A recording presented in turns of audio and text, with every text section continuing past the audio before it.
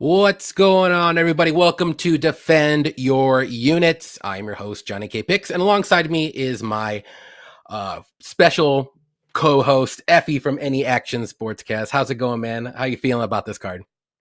What up, dude? Good, man.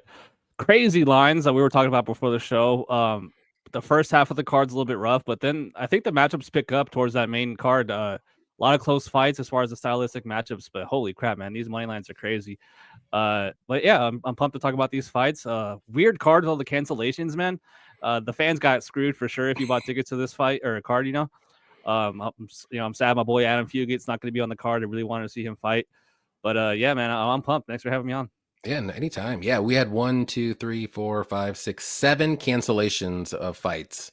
Whether the fights aren't happening anymore, whether one fighter pulled out for whatever reason. So, yeah, this is one of the crazier ones. There's been a couple fights too that we'll get to that just happened within like the last week. They just made it all of a sudden. So those kind of fights are always a little tricky to, break down a bit or even bet, because you don't know if those fighters are training for a fight or if they're just coming off the couch. Like, you have no idea. So, but how'd you do in what was it? UFC, was it Vegas 102? Yeah, How'd you do that? Good, man. I had a winning night, and he really needed it. Had lost the card before on Cody Steele was my only bet. Won 3 units last week. Petrosky, man, he was huge for me. I know a lot of people don't like him. I feel like if you got to put that, I know what I'm getting out of it, and he did exactly what I thought. But I thought actually he was going to do some more. I thought he was going to wrestle him, but actually he just stuffed all the takedowns, and that just works as well too.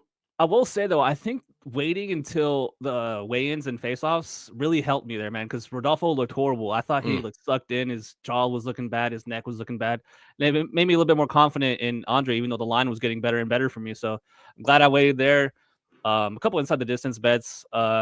Dude, who was it? Someone tapped out in the second round against Bonfim. Chaos. Dude, if he would have lasted 10 1 seconds, I had Bonfim round 3 decision plus 175. That would have been a nice hit as well. Yeah. But that one really hurt, actually. I was like I was happy, like, oh, that was a sick finish. But I was like, I just got screwed so hard, bro. Like, he could last 10 more seconds, and he didn't tap. So credit to him. Like, he didn't tap like a little bit. True. He almost lasted. I think there was like 3 seconds left or something before Herb called it. But yeah, he was out. Yeah. He wouldn't have been able to get up. Like, so it would have didn't matter. You know what I mean? When Herb reached in to like grab him, I was like, all right, here we go. Like, this is good if he just moves. But then you saw his eyes look like a dead body. So I was like, oh, well, like a dead fish. He's like, yeah. I was like, well, I just lost $20. So it's all good. Yeah, but yeah, I did pretty decent too. I think I won like 2.5 units, and then we hit the easy money parlay for the show and the beer money parlay. So that's the second time we've hit that. So that's good. I got all my beer money back. So I'm just gonna buy some more beer with that. And yeah. 10-2 on the picks. That was a good night. That was a good one. I needed a good pick me up week, and that was it. This probably won't happen this time, so we'll see what happens. Yeah. But yeah, let's go through the chat here, and then we'll get started. I think there's going to be 13 fights now, right? 12? It's 12. It's still 12. Yeah. Oh, it was. Yeah. It was 11. Now it's 12. Yeah. Right. So not bad. We got Paku in here. What's up, Paku? Sure. Daz in here. Let's rock in Seattle. Rocky's hometown. Go Rocky. Bring your balls with you. Rocky. I think you meant Ricky. Ricky. Okay. Well, yeah. I'm assuming you meant Ricky. Okay, so I was gonna say Rocky's Philadelphia. Rocky's like, yeah, isn't he Philly? If you're talking about the same Rocky, is there a different Rocky that I mean, Frazier is from Seattle. If you watch Frazier, but that's a good show if you didn't. I've arrived. What's up, Scotty Law? He said I arrived to let the people know. Johnny bet against Strickland. And Effie is betting against American tomorrow. I heard Johnny rooting for USA versus Russia in hockey in 1980. Yep. In my mom's or dad's body somewhere. I wasn't even born yet, but I did not bet against Strickland. I just picked against him. I actually bet Strickland, I think it was plus 9.5, and I lost. So. Oh my God. That's crazy. Because he couldn't win one freaking round, dude. It was terrible. I switched my pick. I picked Sean, and then I switched when he had staff. Well, that's good. I picked Drickus, but I was like, it's going to be a close fight. And it kind of was, but you can tell Drickus won every round. So it's like, yeah. All Sean needed to do was win one round, and he couldn't do it with his little staph infection. Idiot. Sean fights like the liberals he hates. He does. Canada, get out of here. Get out of here, Effie. Duh Bears, what's up? JQ.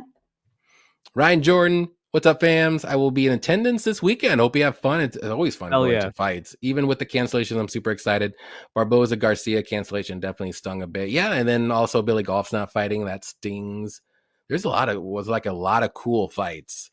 And Edson a couple fight of was them. Gonna be a good one. Yeah, that was gonna be a good one too. But hey, maybe it'll be a fun night still. I think there's gonna be at least 7 or 8 finishes. I'm calling it now. Yeah, I'm expecting I see a lot. Violence. Yeah, I see a lot. What's up, Aussie Fight fan? Appreciate you coming out. Let's go. Paku says Chaos was out. Yeah, like a fish. The Gambler. What's up, The Gambler? Johnny K sub. Appreciate that. Make sure you sub Effie at NA Action Sports Cast. His link is in the description below. So definitely go check him out and give him a follow as well. Mr. Nice Guy MMA. What's up, man? Checking in. What's up? Appreciate you hanging out with us. Definitely check out Mr. Nice Guy on Twitter. He has a website. It's called Next MMA. You can go there. It's kind of like Tapology, but better. And he always puts out fight card graphics every week. So definitely check him out on Twitter. Mr. Nice Guy. Exactly right there. Definitely a cool thing to do. So do it. Roman's dope. What's up? What's good? Great show so far. Yeah, we're just getting started. You think this is great now? What up, Roman? Just Ricky from Vancouver. He's my hometown boy. Okay. My boy used to train with him. Oh, you mean Ricky Simone? Yeah. Okay. I know he meant that's Ricky. right. He's a Pacific Northwest guy. I thought he was American. Yeah. I was, when you said Rocky, I was like, yeah. Rocky Balboa? That's Vancouver, though. Vancouver. We need Quinn Hughes. Where you at, Quinn? Yeah, we do. Come America does. us. America needs them. But you know what? As I said to you earlier today, if we didn't need them before, we won't need them again. America 3-2. Calling it now. In reg. And we got Kiwi Brew. What's up, Kiwi? Sure. What do you think about that, Effie? 3-2 reg in reg. 4-2 Canada. Why? They got Kale McCarr, bro. You are a worry bird. You just worry. I like winning money, dude, and I think the money's on Canada, dude. We'll talk. Good, we'll talk good. I hope you bet a lot on Canada because then I can get plus money on USA. I think you will. I think I will. All right, the first fight we're going to go over is going to be Modestas Bukauskas versus Rafael Cerqueira. I think that's how you say it. I could be wrong, but it is what it is. We'll go with Rafael and Modestas. Who do you like here? Modestas here, man. This is crazy, though. I would never bet minus 300 on Modestas if he was fine, the gas station clerk that sold me this beer. Like, this is crazy, man. The other guy, for one, bro, his debut was so bad. I don't even think he landed a strike. Like, the way Ebo just walked forward. 35. I counted 35 unanswered strikes. I'm surprised he didn't drop, though. Oh, yeah, exactly. I think I saw your tweet. It was like, does this show that Ebo has no power, or does this show the other dude has like a brick head? And I feel like it's a little bit of both. But it's just so funny that once he was stunned, like Ebo just puts his head in his chin or in his chest and just hook, nothing but hooks. And what cracked me up was this dude was getting rocked. And then in his brain, he was like, you know what I'm going to do? I'm going to throw a knee up the middle when the guy's like 2 feet away from me throwing his longest strikes. And then he just gets the fight called like right after. I was like, what the hell was he thinking throwing that or putting that? He lifted his leg like an idiot. And I was like, that's just so funny. I don't know like if he was throwing the fight or what was going on, but regardless of that, this guy is a finisher as well. Modestas has been finished in the UFC. He's super unreliable with his durability, but I just think he's a better overall fighter. I think he can put this guy down on the mat if he wants to. And if he just strikes with him for 15 minutes, then yeah, sure, you give him a chance to knock you out here. But minus 300, man, no, thank you. Like, I'm not going to do it. Good luck to everyone parlaying Modestas, but not me. I would I'd be much more interested in betting the over 1.5 at minus 110 because I don't think this guy is good enough to knock out Modestas like right away, super early in this fight. And likewise, I don't think Modestas is actually good enough to finish the other dude in this fight. So it's just one of those weird fights where I actually don't rate these guys highly at all. Either of them super low level fight, and I can see it getting extended. So first fight of the night, over 1.5 would probably be how I would bet this. But for me, man, I'm picking Modestas. Yeah, I do like that over 1.5. That's one thing I was definitely looking at. I haven't placed the bet yet. I was just going to see if maybe I can grab a plus 100 because I think it's like a pick 'em, maybe minus 120. But yeah, I'm on Modestas as well. He's kind of like a guy that likes to stay at range. He does have power, but he's a little low volume. My cat is crazy. Hold up. Here we go. This is Trissy for everybody. And she's crazy right now. Get out of here. Go. Wants to be in the show. She wants to. Okay, where was I? But yeah, he's a little low volume sometimes when he stays at range. He can wrestle and grapple. He showed in a couple of his recent fights. He was KO'd like 4 out of his 6 losses, but it's been a while actually since he's been KO'd. So he's looked a little bit better since he's come back to the UFC. But Rafael, his last fight, like you said, did not look great at all, but he does have power. He's a decent striker. He can grapple too, but he likes to keep it on the feet. But I got to go Modestus, but I don't like the line. I think he's just a better overall fighter. He's got the UFC experience, obviously. He's fought better competition. And I like the over 1.5. I think he can stay at range and just kind of like throw that jab out, throw some kicks, keep Rafael at bay, kind of frustrate him to the point where he's not going to try to like jump in and try to brawl with Modestus. But yeah, that's how I would do it too. But I'm not touching Modestus for anything unless you want to do maybe like a throw like a dart at Modestus by decision. I could see it going to decision, but if Modestus does get a finish, I think it's going to be later in the fight, like late second or third round. Yeah, and it's one thing I didn't say is really weird. This guy had like 3 contender series fights booked, and then something would happen where the other guy would pull out, and the UFC was like, you know what, screw it, you're in the UFC, take Evo, and got knocked out in like 5 seconds. So like, how good is this guy? Like, what do we do? True. Yo, Raw Torque, how much did Johnny pay you for that comment, bro? What happened? Let me see. I'll get there. We got Robert. What's up, Robert? Hey, Johnny. Appreciate the donation as always, my man. Haven't been to a live show in a while. Yeah, we haven't seen you in a while. Was able to escape work today with all the snow we're getting here in Virginia Beach. Wow, you're getting snow there. We got some snow over the weekend too. It was just not rain, but snowed like 3 days too. So appreciate you hanging out with us and coming out here, and definitely appreciate the donation as always, my man. Hope you're doing good with your picks and stuff. I see you on Tapology, so you're doing good every once in a while, at least. A lot of savage mofos here in Portland, Vancouver, myself included. Okay, or mouths. I like mofos better, but Raw Torque has been picking winners. Dude is on fire. I mean, facts. At least last card. Hey, right? Hey, you're only as good as your most recent game. Recency bias, love it. Only when it's good though. But yeah, no, I usually, like I said before, I usually do bad in the beginning of the year, like the first 2 months. So I'm hoping to not be in such a big hole after February, so I can work my way out of it easier. So I'm a little bit under. I think I'm negative like 2 units overall the year so far. So somewhere around there, but we'll see what happens. He should not be minus 300 even versus Corpse. I agree. Exactly. What's up, SK? What's up, Johnny K? You also hit the plus 200 on Cannon. That was sweaty first round. I don't think I did. I think I picked Rodriguez, but I wish I would have. I'll be honest. I didn't have a bet on that fight though. Actually, did you have a bet on that fight? No, or I had like a quarter unit sprinkle on sub for RoboCop, but he loses and then comes out and saying he was sick going into the fight. I was like, man, shut up. Yeah, everyone says that. You looked good in the beginning, bro. But yeah, that was a credit to Cannon year, man. Still got it. 40 years old. Good for him. Yes, sir. We got Dirty Reg in here. What's up, Dirty? At the number, I like Ralphie. I don't blame you. I don't blame you, but he's got to prove it to me.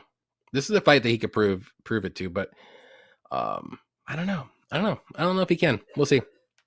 Props to Effie as well. There you go. There, see? Look at that. You did good too. I'll Venmo you your $5 for that. Thanks. All right. Next fight here it's going to be Nursultan Ruziboev versus Eric McConico. Yeah, this fight was kind of made up on the fly. I want to say within a week, week and a half at most. But if I can find it, there we go. So Ruziboev, he's a solid wrestler and grappler. He has good submissions.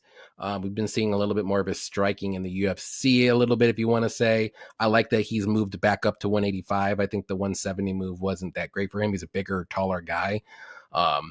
He doesn't mind making this fight to the mat, but he does have power on the feet. And then McConico's making his UFC debut. He's a good grappler himself too. His striking is just okay, nothing crazy. Definitely wants to get the fight to the mat. He's a grappler. And he's more position over submission kind of guy. I would say Ruziboev is more submission over position, so he always goes for the finish. Most of Ruziboev's fights don't even get to the second round. I think 9 of the last 10 have finished in the first round or something along those lines. But there is a little red flag because, like I said, this fight was just kind of made up on the fly. But I got to go with Ruziboev. I mean, way more experience, way more fights, even though some of those fights probably have been against low-level competition, but he's in the UFC. But I'm not really super impressed with McConico. I mean, maybe if Eric can extend this fight into the later rounds, maybe he has a better chance to maybe get a finish or maybe win a decision. But I think Ruziboev, I think he's going to get it done. I'm going to say by KO. I don't know if it's going to be on the feet or maybe ground and pound, but I think he finds the face somewhere and gets a knockout. I want to say like early second round. I think it gets out of the first. What do you think? Yeah, again, here I would rather lay a total. I would rather look at the over 1.5 again at Pick'em -110. But I agree with you what you said, man. The move back up to 185, definitely the smart thing to do for Ruziboev. I don't know how he made 170, man. 6'5", going all the way down to 170, fighting someone like Buckley. Like, I'm not shocked he got taken down 4 times. Like, he was getting taken down like over and over again. I actually like the striking more from Ruziboev than his grappling. I think he's pretty dangerous on the feet. He's so long. That rear hand is going to be dangerous here in this fight, I believe. But Eric was supposed to fight here in Vegas on Friday over at a local show, Tough Enough. And I've been to Tough Enough a bunch. Like, they hold events here in Vegas, and some of them are amateur fights, some of them are pro. And I've seen this guy fight. I've seen Eric fight against Patolo. And my takeaway was he wasn't that special. Like, I remember watching him and be like, oh, that was a good fight, good fighter. Nothing crazy. Like, nothing stuck out to me. Wasn't crazy, flashy, super fast or powerful or anything. Then he won the fight. But I do like that he was, he's already in fight week. It wasn't like he was just, oh, I have a new fight, let me get in the UFC. He was already preparing to fight on Friday, so he's already in fight week. Obviously, he has to go up to the Pacific Northwest here in Seattle instead of Vegas. I know that he trains with Cannonier. Cannonier's always talking about how good he is. And I do think that he can grapple here with Nursultan. But at the end of the day, I just see Nursultan edging it out. I think that he's more dangerous on the feet. I think it's going to be hard to get to on the feet with closing the distance, how tall he is, that reach. So I do expect Nursultan to accumulate the striking advantage in this fight. And at times, he himself can shoot takedowns in this fight. But I like Eric's grappling. I don't think he's a bad grappler. I don't think he's going to get taken down 3 times in this fight and then lose all 3 rounds. I think if he does get taken down, he can sprawl and get up. And actually can foresee him being the one that wants to take down the 6'5", Nursultan in this fight. But again, -300, I just don't like it. I think Nursultan's a little bit unreliable at that price. When I'm betting -300, I want to bet a proven guy, or if the other guys like Jared Gordon last week, he was going to fight some guy that looked like, some homeless dude. Yeah. That's the -300 I want to take. That's the -300. Like, this guy had a fight, prepared. He's already in fight camp, full camp, all that stuff. It doesn't seem to be like a total bum. So at -300, there's no way. I'd rather, take a shot on Eric. But for me, I'd rather post this for over 1.5 at -110. Just don't think Nursultan's going to go out there and work him in that first round and finish him. Like even you said, like you do expect it to get to the second round. So for my pick, I'm going to go Nursultan decision. Yeah. I don't know if I said it too, but I'm going with Nursultan. I think I said by KO. Yeah, that's what I'm going to do. But man, I'm just worried with like Nursultan because like either he's going to go for the finish early, or he might get finished going for the finish. So yeah. But he's just one of those unreliable guys now. I mean, I don't really trust him. I know he looked good again in one fight, and then he kind of looked bad in one fight in the UFC. But I mean, he got that flash KO against Bruno, and then what was the other one where he lost? Who was it? I forgot. That's the Buckley. Yeah. So I mean, was at 170 though. True. Oh, and he also fought Cedric Dumas, and that was in the first round too. But that was like a little bit of a controversy there with the eye poke. Was that the one where? Oh no, it had to be the first fight then when he got oil checked by his coach, just knuckled deep into his butt after celebrating. That was crazy. I don't know what they're doing. There was some Drinkus stuff over there. I don't know what that was. Who knows, man? But we'll go to the next one here. Let's see if I can get there. I got like so many tabs up. The newly made fight, Austin Vanderford versus Nikolai Veretennikov. And is it my turn? I think it's your turn. It's your turn. Yeah. God, I'm already starting. Go ahead. No, I like Nikolai here. I'm pretty familiar with Austin. Everyone kind of knows him as Paige VanZant's husband. Are you familiar with him? I've seen him, fight a bunch, pre-UFC. And he's not looked that great. I mean, I question his durability. I know he's a very good grappler. But he made Gegard Mousasi look like freaking Francis Ngannou, and at that point, Gegard is like, and Aaron Jeffrey, who has never knocked out anyone, was out there and gets hurt really bad, and finished. And so I do worry about his vulnerability. Like, he's getting up there in age, whereas this other guy, I loved him against Daniel Barlow. I had money on Daniel Barlow. Daniel Barlow misses weight, and it was a close fight. But I just feel like that's just like a different level of athlete here, and it just worries me that Austin can grapple. I do respect his wrestling. I do respect his ability to shoot and get in on hips and get people down. And the whole short notice thing is a little bit weird. This guy was supposed to fight Billy Golf, right? Yeah, and then he pulled out. Right, and then they gave Billy Adam. Back. Yeah, but then and then now he's somehow back. Like, what's going on? That's weird. That's definitely weird to me. But it's a good fight. There's not a lot of closely lined fights like on this card. All these lines are super blown out, minus 250, minus 300 or higher. So I feel like this fight's going to get a lot of attention. I see money coming in on Nikolai here. And I agree. I like him. I wish I would have got him at minus 110 when it was a pick 'em when it first opened. But man, I just don't think that Austin is durable enough at this point in his career. He's going to have to wrestle. There's no question in my mind that he wants to wrestle in this fight. Yeah, who knows? He might have success doing it, and he might fade as the fight goes. So, yeah, for me, I pick Nikolai in this fight. I think he wins the decision here, or if not, finishes Austin at some point. But if Austin goes out there and grinds out a decision, credit to him, hats off. He probably should have been in the UFC a while ago. I've just seen him hurt too many times against inferior fighters. Nothing against Musashi or that who's the Canadian dude, the white guy that finished him, Austin. Jeffrey. Yeah. He's actually trained here in Vegas too before. But yeah, I'm going with Nikolai here. Either late finish or decision here, but don't sleep on Austin's grappling for sure. Yeah, I'm the same here. Like, I think this is just a weird fight. I mean, it's a good fight because styles make fights, but Veretennikov, what's his name? Yeah, Veretennikov. He's gonna have the way better striking by far, and then Austin's gonna have the way better grappling and wrestling. And I just don't know if Austin's gonna be able to do it for 3 rounds either. Veretennikov looked pretty decent against Barlow, and actually kind of thought he won, and I had a bet on Barlow, and it was very close, but I was like, dang, I don't know about that split. I think it might have been a little bit of a robbery, but let's put it that way. He made the fight more enjoyable than I thought it was going to be. So, I don't know. Austin, like you said, he kind of gets hurt by these guys, and you're just like, Nikolai can definitely do the same thing. And that's what I worry. Like, maybe Austin looks good in the first round. He gets that wrestling going, takes him down. But the second round is going to hit. We'll see what happens. And I don't know if he's going to be able to do it for 3 rounds. So give me Veretennikov to win it by knockout. I'm going to say second round or third round, one of those two. I think the first round might go to Austin, but after that, I think it might change.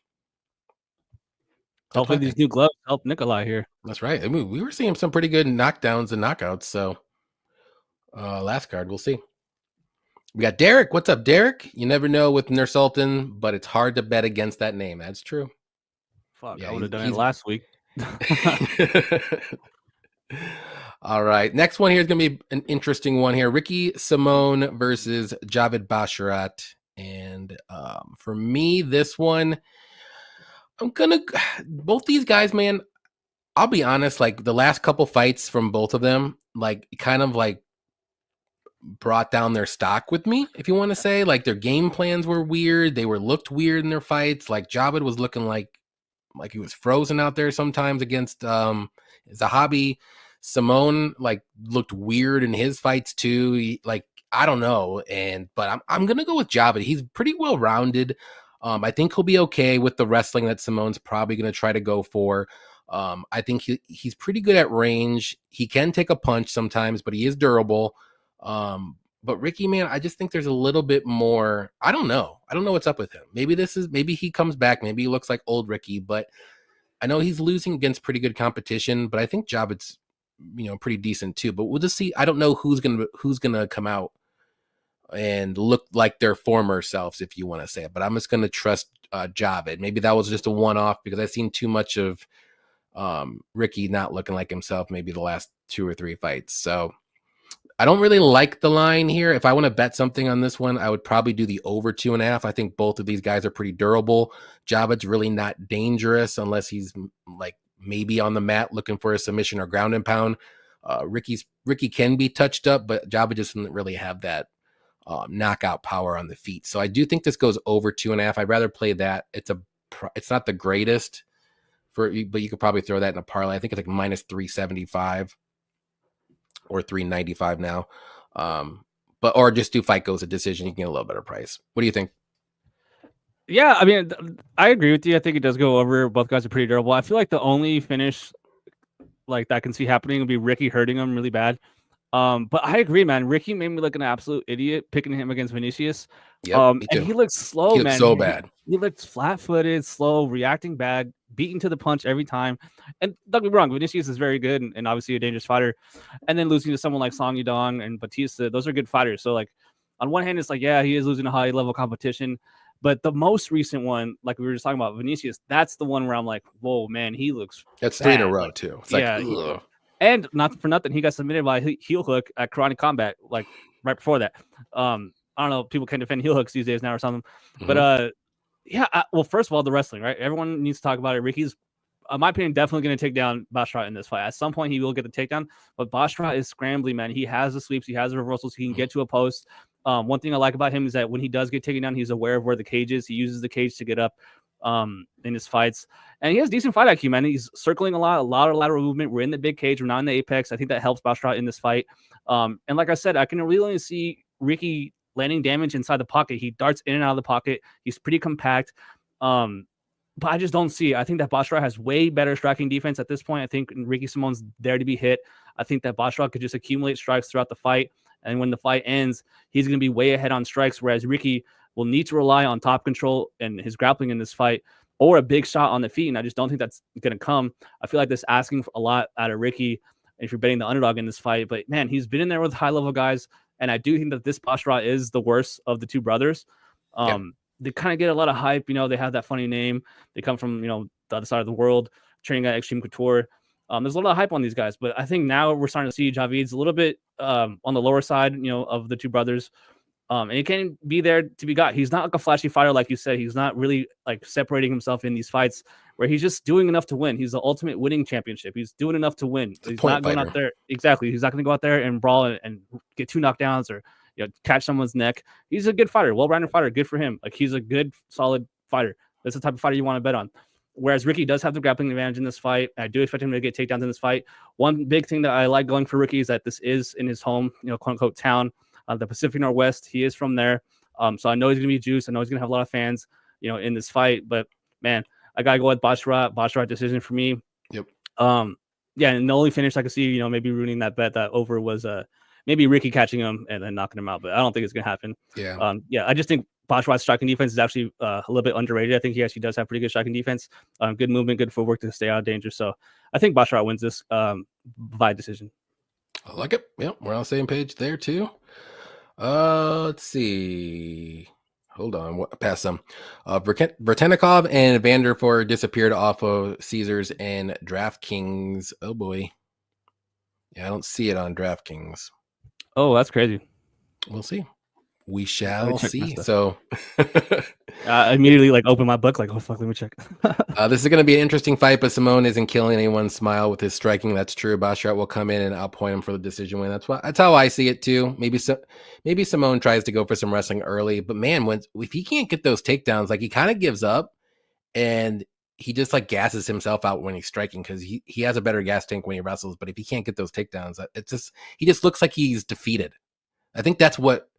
In a lot of his fights, like, he doesn't get takedowns and he looks defeated on the feet, and then I'm just like, why did I even bet? Bro, watch Basharat get the takedowns in this fight. Then we really know he's washed, like, bad. That could happen though. Yeah, I mean, yeah, I could see it. It happens where you think, oh, this guy's gonna have the advantage here, and then boom, next thing you know, you're watching the fight. You're like, what am I watching? Like, all the tape I did, that was all a lie. Like, what's going on? Yep. Real quick though, it's not on stations here in Vegas either. That fight, the Vanderford fight. Yeah, we'll see. Sometimes I put it up late, but yeah, not on my stuff either. True. Yeah, I'm looking on like fight odds. Let's see, all of the books. I don't know. It says it's on ESPN Bet, if any, or Bet MGM. But maybe they took it off recently. MGM locked me out. I have to go into the book to like figure it out. But yeah, screw them right now. I'm pissed. Can't trust Ricky anymore. Basharat decision. Hope Ricky turns up. He's the better guy. Can't be washed. He's just 32. Yeah, I don't think he's washed. I just think he's going through some either just something outside of fighting or he's just going through a gauntlet. Like, I mean, he is fighting pretty good guys. He's not fighting bums. I think he might need a trash can to hit a couple times, and UFC is not giving him any favors. It's not a trash can. Look at he's not amazing, but Zalal got freaking thrown to the wolves 3 straight times, and it's like, yeah, he lost. Exactly. But dude, they're Of all course really he's good gonna fighters. lose. So like, maybe we're a little bit harsh on Ricky for sure. But real fast, I'm about to go take a piss, and I'll be right back. Okay, no problem. I'll go through the chat. Yeah, Rock the hometown guy. Let's go, Rocky. Only check those 2 books, so I could be wrong. I'm dog hunting big time this week, or a bit or big time. Going with some Simone here. I don't mind it. Maybe you can look at the plus 3.5 spread if you want to be a little safe. I know it's not plus money, but I think Ricky could win 1 round. But I think I'm going to stay away from this fight. I don't know. I don't have the greatest reads. I just think Javid's going to win just out pointing, but it's hard to bet somebody like at minus 300 or more when you know their path to victory is to win by decision. So it's like, so you have to be like super confident. I'm not that confident. What's up, Matthew? Long shot parlay. What do you guys think? Fluffy, Yadong, Matsumoto, Gene, Silva, and Basharat. I mean, spoiler, I picked all of them, so I think it's cool. There is a couple of those fights, though, I will say I'm a little hesitant on, which we'll get to, but I did pick all of those. What do you think about that parlay? Effie, you hear me? What do you think about that parlay? Like it, Matsumoto and Silva are going to be tough fights, but I like those. Yeah, that's why I said a couple of those fights, I picked all of them, but spoiler alert, but I think some of them are going to be a little tough. I don't even think that's that crazy of a long shot. It's not. You're parlaying a lot of things, which is hard, but yeah. Yeah. Maybe they win. My one book is not allowed to ace more bets or place more bets on Anthony versus Allen. So Anthony winning. Oh, that's weird. Weird. Yeah, that's weird. I've never heard of that. Yeah. Mm-mm. I've heard of people getting limited, but not like the whole fight. Yeah. What's up, Carmi? Simone needs to win. I think this time he gets it done. He does need to win. But like we were saying earlier, I don't know if you were here. Like, he's been thrown to the wolves, man. This is the 4th time. He's not getting an easy one. Like all these fights he's been having are pretty tough. Yeah, and I mentioned it last week. One angle that I like betting is when a fighter is like desperate, like they desperately need to win, or even teams in NHL, NFL, or whatever. Like when a team's backs against the wall, or even a fighter, like I kind of like that. Like we know Ricky's not a bum. We know he's like a total scrub, and like you said, like the guy that commented, like he needs this win, man. So he's definitely gonna have to put it a lot there. So if you like Ricky, if you're betting on Ricky, that's something that you would like for sure. Yep. And Walker and Simone are the underdogs of the week. Okay. I mean, Andrew is here. What's up, Andrew? Let's fucking go. Indeed. Let's go. Next fight we got here is going to be Nick Klein versus Mansour Abdul-Malik. And is it your turn? Yep. Go ahead. This will be open and shut case, Johnson. Yeah, I don't think Klein can match the grappling, man. I think this other guy is legit. The ground pound's unreal from Abdul-Malik. I think Abdul-Malik has his way. I think he takes him down and then just beats him up. I'm not high on this Klein guy. I think he's actually pretty bad. Sick tattoos. But yeah, man, I think how do you say this guy's name? Mansour Abdul-Malik. Mansour Abdul-Malik. I'm glad he didn't join the jihad and join the UFC instead. So give me Malik ground and pound finish. Probably honestly round 1 or round 2. So maybe look at those props. Him to win the fight in round 1 or round 2. But yeah, I mean the line's the line for a reason. I agree with it. You're not going to see me parlaying minus 1100. So I think he goes out there and takes him down and finishes him. So yeah. Yeah. Same thing. Nick is making his UFC debut. He's mainly a grappler. His striking really isn't all that great. So if he does shoot, I mean, he's going to try to get to the fight to the mat, but Mansour is he's got very good wrestling and his striking is way better. He's got power in his hands. Like you said, good ground and pound too. I don't think he's going to be able to take down Mansour at all. Nick, the wrestling is too much there for him. I think Mansour can take him down, and I think Nick will be okay with that after a while.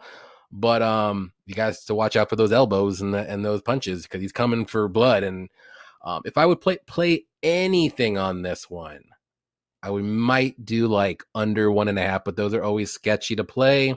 I'll throw that out there right now. Or maybe fight doesn't start round 3 if you have that availability. That's minus 360. You can throw that on parlay. I don't think this fight gets to round 3 for sure. I think Malik gets it done inside the distance, probably by knockout. Just looking at Malik by knockout is minus 450. So you probably, I'm sorry, not minus 4, minus 295. I'm sorry, I looked at the wrong thing. Minus 295. So if he gets a knockout, it's going to be in rounds 1 or 2 for sure. So I'll just be a little safe if I want to do that, but we'll see what happens. I'm probably not going to touch this fight. I think the lines are just overpriced for anything you want to look at. You're literally gambling at this point if you're for like an under 1.5 here, because this is like one of the fights where I'm like definitely under 1.5 for sure, and then it goes over. So Right, yeah. I mean, I just think Klein's gonna accept bottom. I think he's oh, gonna he get taken will down and then settle. Like he's gonna settle and try to once he feels the work power, he'll jiu-jitsu. accept. Yeah, and it's like, dude, jiu-jitsu's fake. It doesn't exist. Just get up. You better have Just get up, wrestling bro. with jiu-jitsu, or else Just get up. you're It's done. not real. But yeah, I mean, he's a good grappler. Like you said, like Klein's like base. Like when you watch him fight, like he's a grappler. He wants to grapple. But the problem is, this guy he's fighting is just way better. At least in my opinion. He'll dictate where he wants this fight to go. Mansour Exactly. will, 100%. I think the chat agrees. This guy Yeah. should inside the distance. This guy. But we got Leroy in here. I'll say before we get going, smash the likes or catch these hands. You don't want Leroy's hands, guys. Smash that like button if you haven't. Appreciate that, Leroy. Check out the Fight Week showcase on YouTube right over there. Check them out. Go subscribe. I'll subscribe right now after this. Yeah. There we go. Malik inside the distance. Font, Fluffy, and Triple C. Okay. That'll pay well. And it's not a crazy bet. I'll be honest. It's not crazy. We'll Do you think it's crazy? Yeah, I don't think Font or Triple C are winning, but we'll see. But you can see like, them winning. I can see him winning. Yeah, that's what I'm saying. Like, it's not a crazy bet. I mean, obviously, any bet's crazy because we're all crazy people. But I could see that hitting. You just need. I don't know if Font and Triple C will win though. I just hope we don't parlay. If you play them single, then yeah. There you go. Parlay, man. I get scared, man. Hate Mansour round 1, Klein so bad. I'll agree with the line. There you go. I mean, what's that line? Just Malik round 1 KO or something. Minus 115. Okay, now we're talking. I can see that. That's not a bad bet. It's like Edmund last week. Yeah. It's like, oh, is he gonna do it? But you could have got Edmund round 1 or 2 KO at plus 180. That was free. That's a good angle. Free. He ain't doing it in round 3. Free. Honestly. Oh, but if he gets round 3, he's losing. Yeah. That's a good. Yeah, I mean, with these lines, man, I think the chat knows. Like, obviously, no one's betting the money line. Like, who's got their 11 units 2-1. I mean, unless you got minus 600. I mean, you're looking pretty good. But even then, you're like, oh, banana peel can happen, man. Exactly. Yeah. Slip on the banana peel. Approach like a method or a round. Look what happened to Peyton Talbot when he was minus 1,200. Dude, that's crazy, huh? You got a lot of people lost some money. Yeah. I mean, I picked him, but damn, dude. I picked him too, but I didn't bet him. Made it look like he never wrestled a day in his life, bro. That was crazy. Heavy chalk this week, Silva, my dog. There we go. Abdul round 1. I like that. Inside the distance bet for this fight, and many others are going to hit. Yep. We got Pick'em MMA. What's up, Pick'em? What's good, boys? Appreciate you hanging out with us. Definitely check out Pick'em MMA on YouTube, Instagram, Twitter, all that good stuff. He puts out his breakdowns each and every week for every event. He works 24/7 on MMA, so definitely check him out. Like it up and roll it up. I messed that up, but welcome, Leroy Goat. Chat poll. Oh, we got that. Dang it. I always forget about the polls. Maybe I'll do it next one. We'll see. Mansour round 2 could be a good play. That's true. I agree. Maybe it sneaks in. I agree. Maybe I can see it. Triple C is too old. I think he's okay. I also agree with that. He's okay. It's 5 rounds. We've seen Yadon Song in 5 rounds. He doesn't look that great. Hey, Cejudo took a round from Aljo and Rob. So, I mean, that's true. That's why a little bit, right? There's a play that I like on that, and I didn't pick it. Talbot too busy wrestling Frank Ocean. Ooh. See about Valentine's? They're on each other's Valentine's Instagram stories. What's up, Paul? What's up, Johnny and Guest? Also pick him in the chat. Yes, sir. That's Effie from Any Action Sportscast. Tough card for Moneyline Dogs. Yeah, there's a couple. There's just a couple. But because what's going to happen, they're going to fight a good fight, but then just probably end up losing. So it's like, damn, like the plus 3.5 spreads, man. Oh, there you go. Yeah. These are the cards for the that's the bet. This kind of cards, like when you're like, man, these lines suck, and it's going to be a close fight. 3.5 spread on the other guy. Your picks and bets can be different, as long as it kind of relates to the same thing. That happens to me. People like I'll post my picks or whatever, like a little check whoever I picked. Yeah, and I'll post like my bets, and someone will be like, "What the hell? Like you picked the other person?" And I'm like, well, dude, the line was off though. You should have listened. That's what I did last week. I did plus 3.5 for Nazim and Petrosky, and they both hit. But I did pick Petrosky. And I picked Nazim too. What am I doing? I picked both those guys. You stood on business, John. What am I talking about? Come on, man. I should have just bet their money lines. Let's see. Yeah, let's go to the next one here. This is going to be an interesting one. This is definitely one of the first fights on the card that I'm like, I don't know. Andre Fili versus Milk Costa. I think it's my turn. I mean, maybe people have one side that they really like, and I probably know the side that they really like. But I really think that this fight's going to be close. And yeah, on paper, everyone's going to be like Fili, no doubt, for sure. I mean, he's a well-rounded fighter, super crisp striking, technical. I can't even say it. Super crip. He's a crip.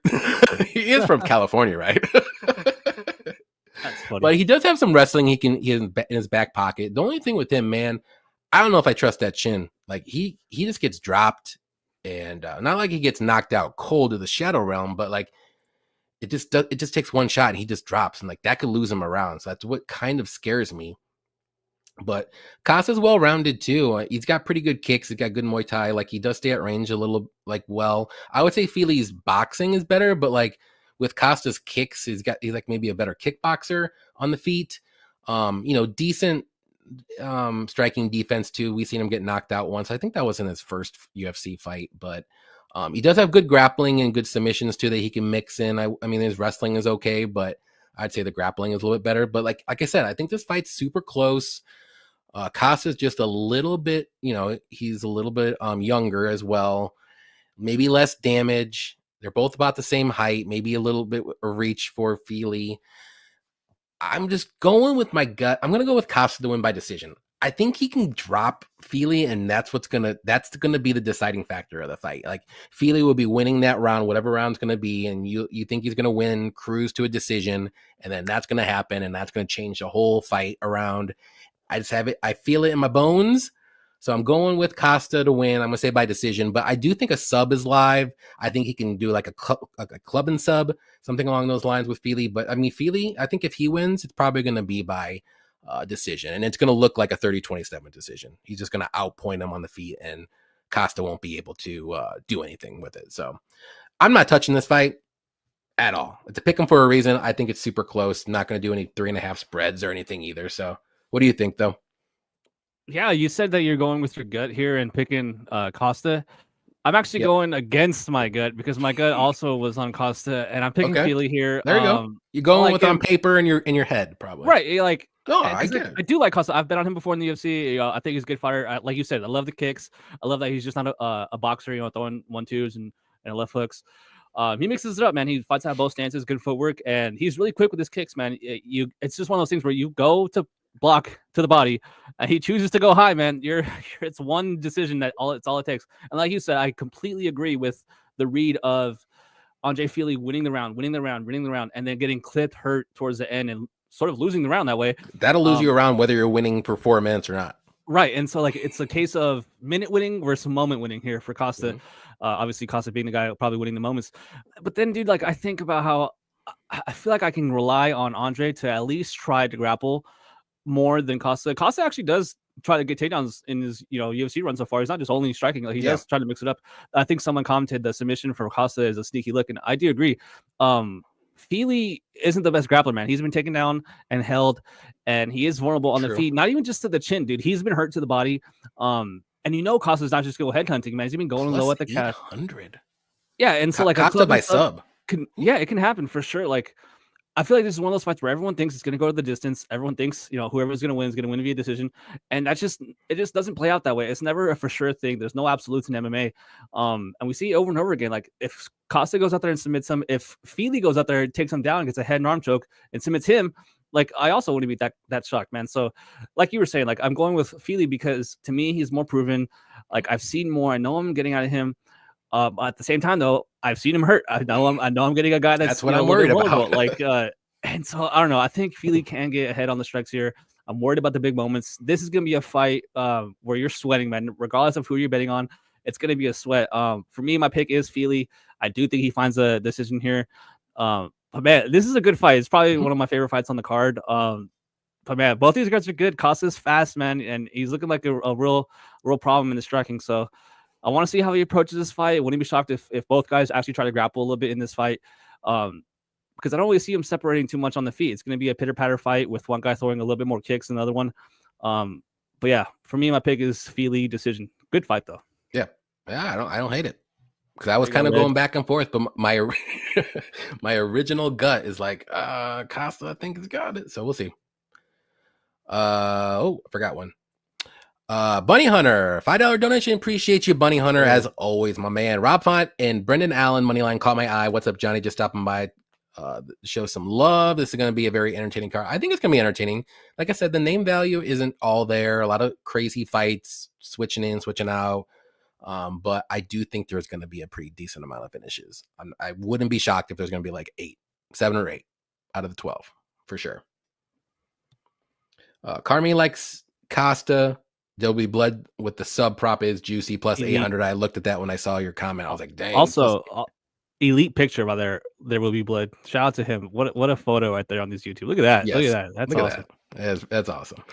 Mine used to be Mike Tyson. I mean, and him shaking hands. And for everyone saying I don't have eyeballs, that was my picture. Like I had with no glasses. So you missed out. You could have saw me with no glasses on. That's true. I remember that picture. Filio. Could be a split if it goes to decision. I could see that too. I think it's super close. I think Fili needs to make it more of a chaotic fight. I don't think he does at all. I think I wouldn't want that. Yeah, I wouldn't want that. Costa, yeah, but Costa can stay at range too. But man, if he makes it chaotic, I think something chaotic can happen to him. So I'm a little scared for that. It's gonna be close, man. These guys are dangerous. Well, Costa doesn't have a single knockdown in the UFC, but maybe he gets his first year. Yeah, Andrew likes Andre. JDM Freak, the only way to beat Costa is to crowd him and outdog him. Fili is not that type of fighter, and when he does try to be that fighter, he usually gets dropped. That's the one thing that's like, ugh. So yeah, this is just a very entertaining fight. I think it will be very entertaining. I want to see it happen. I don't want to bet anything on it. I think this is good where you can just get some popcorn ready, get your beer, and just watch it. Take notes, mental notes on both guys, and see what happens. Fili only gets chinned by short, stocky dudes like hilarious. Ige and Brito, and also Nathaniel Wood. He got dropped like 3 times in that fight. And that's when Wood was like going up, I think, too. Yeah, when he was 145, and he couldn't knock out anybody, but he was dropping Fili like 2 or 3 times. So Fili decision is an auto bet after a decision win over Cub. Did he really win that decision win though? I'm happy. I don't like Cub. I know a lot of people love him, but I was happy he got robbed. Yeah, didn't Cub win? He robbed fight? Someone else. Yeah, I think. Wasn't it? I can see. I was on the wrong side too. It's not Lerone Murphy. It's the other guy. He's Canadian. Dawadu is against Hakeem Dawadu. Yes. I always mix them up. Murphy and Dawadu. He won that. Always mix them up, but Dawadu won that fight. I don't care what anyone says. I was so mad when I lost my bet. Dude, Ige was free money. That card, Ige was my only bet, and Ige KO was also. Or sorry, I had Ige and Ige KO. That's all I bet the whole card. And then I remember just watching it. That it happens. I was like, oh well, time to smoke some weed and drink some beer. That was awesome.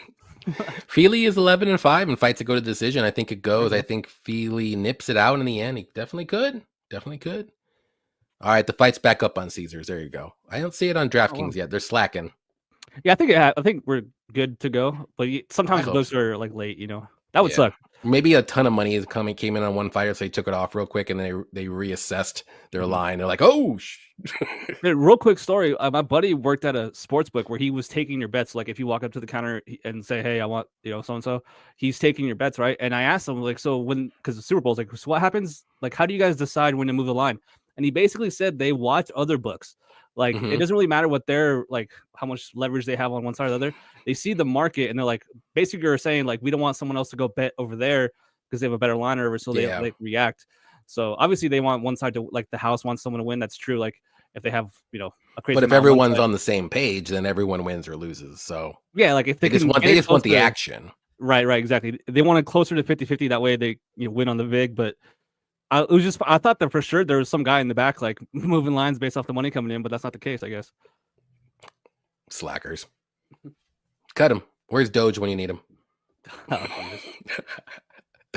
Bro, that Dawoodu fight was pain. I had a crazy parlay with Roundtree, Dawoodu, and Luque. Yeah, man, I was so mad. I was like, because his wife was going nuts, in the Apex, screaming after every time he landed, and the little kids were there. I was like, no fucking way. Everyone's all happy. Oh, look at this kid. I was like, even Cub was like, ugh, I didn't win that fight. I was so pissed.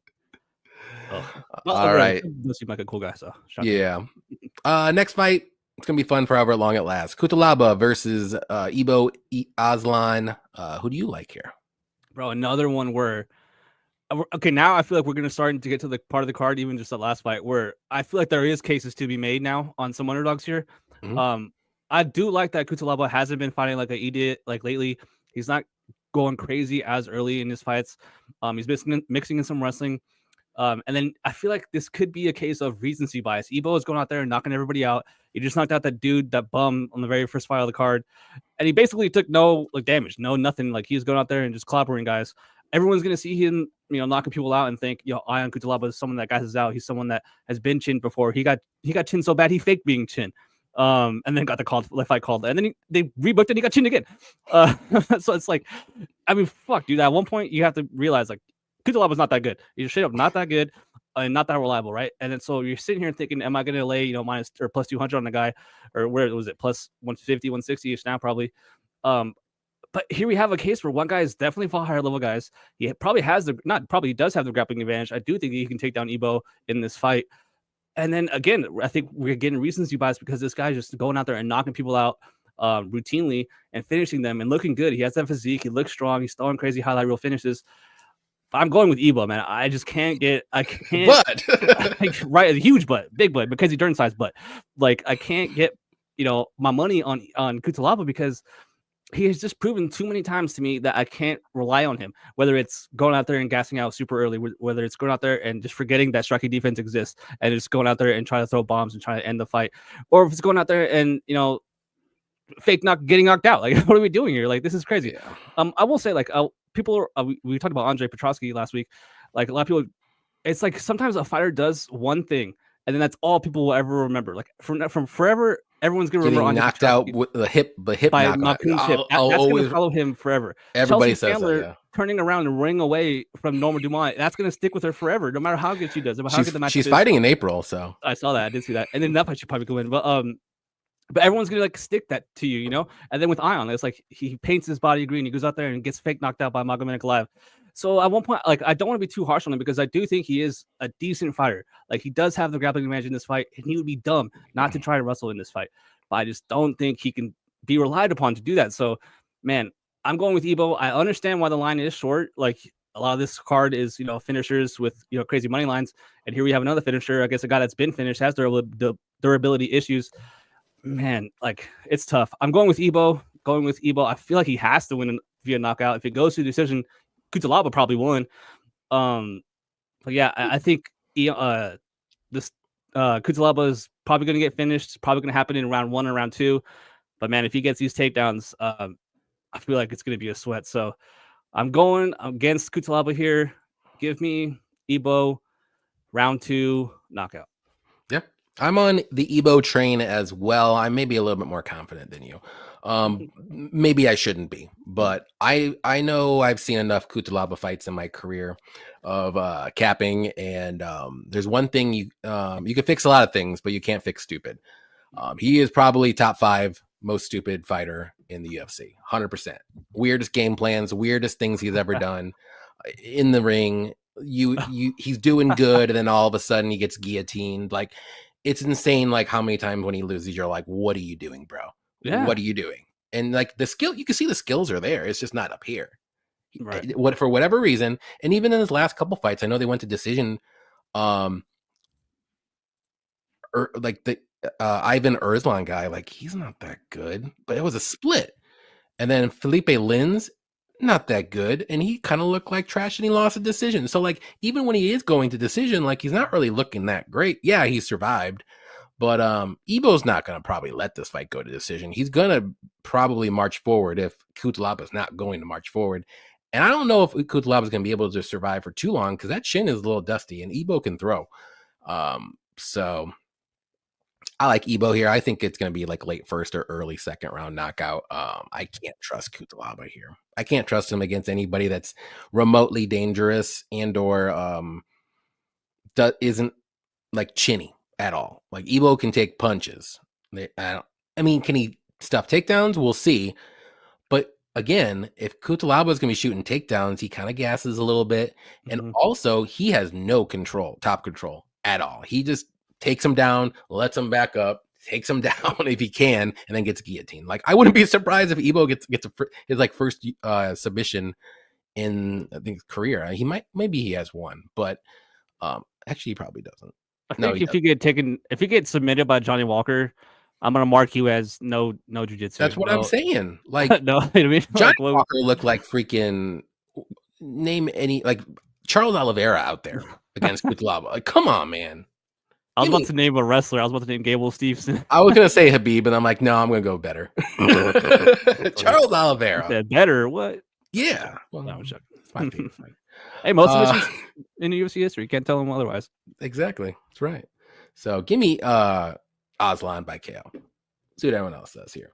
Under 1.5. I think it more than likely hits. I mean, it's a tough one, though. Yeah, because like it depends on how the fight goes. If there is no grappling, then probably, that probably does hit early. Yeah. But then also, if there is grappling, like you just said, like Ion probably does get tired, from the grappling. Even if he does have success, probably not a lot with the top control. Probably enough to get him up, get him down, or get him down, and then he gets back up. Then put him back down, and gets back up. And guess what? You're tired. Next thing you know, at the beginning of round 2, you get sparked. So, the new gloves also probably lends, toward the finish here. So, I don't know, man. I'd probably honestly myself lean over 1.5, but I would just Ebo wins probably early. Ebo by KO, probably the same odds. Ian will take the back and go down, or take the bag and go down on rounds 1 or 2. Ebo buys himself another victory. I can see that, and I'll be happy if that happens. Ebo showed up to his interview with Fight Gear. I did see. I think I saw this. He had his gloves. He was like all wrapped up, ready to go. I'm like, dude, this guy's locked and loaded, man. In laser focus. I love it. I actually loved that. That was hilarious. He was like, no, I'm not taking him off. What's up? Who got a question? He's probably gonna keep him on all week. So funny, bro. I thought that was super funny. Ian will be smoked by Ebo. I think so too. Top 5 stupidity Hulk with no brain. Exactly, dude. I mean, he's in my top 5. I don't know about everyone else, but he's in my top 5 of guys I'll never trust in the UFC with he's any a perennial fight. Contender, top 5. I mean, Max Mitchell's perennial champion. No one will ever top him for dumbest fighter in the UFC. But yeah, Ion fights like a dummy too. I can't fix stupid. I resemble that remark. Ian shows up when he needs a win, and he's about to get cut. Yeah, I mean, I think he's okay for a while. He did barely win against that other guy, so he's not that good. So I think he'll be okay if he loses here. When he loses, I'm sorry, I should say that. Main card, we got Alonzo Menifield versus Julius Walker. And I'll go ahead and start this bad boy off. This is another fight where they kind of made this on the fly recently within the last week or week and a half. But Walker's making his UFC debut. From what I've seen, he's got pretty okay striking, good grappling. He's very athletic. He's very young in his career. He's only been like fighting about 2-3 years MMA for professionally. So he's very raw. He's very green. He's 25 years old.